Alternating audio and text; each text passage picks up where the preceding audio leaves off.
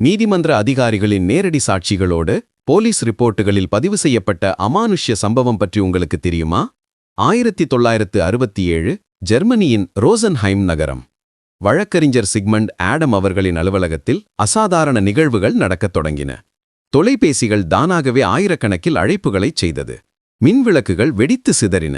மின்சாதனங்கள் அடிக்கடி செயலிழந்தன. இந்த சம்பவங்களை வழக்கமான மக்கள் மட்டுமல்ல, போலீசார், மின் பொறியாளர்கள், நீதிமன்ற அதிகாரிகள் கூட சம்பவத்தை நேரில் கண்டனர். ஆனால் வியப்பூட்டும் உண்மை என்ன தெரியுமா?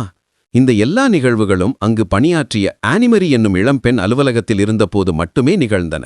அவர் வெளியேறியவுடன் அனைத்தும் அமைதியாகிவிடும்.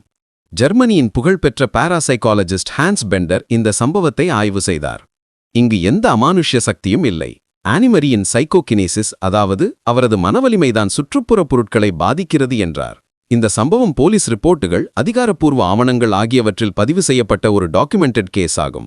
அதனால்தான் இன்று வரை ரோசன்ஹைம் போல்டர்கைஸ்ட் சம்பவம் உலகின் மிகவும் ஆதாரப்பூர்வமான சாட்சிகளுடன் கூடிய அமானுஷ்ய நிகழ்வுகளில் ஒன்றாக கருதப்படுகிறது. இந்த சம்பவம் குறித்து உங்களுடைய கருத்து என்ன? இதற்கெல்லாம் உண்மையிலேயே ஒரு பெண்ணின் மனவலிமைதான் காரணமா?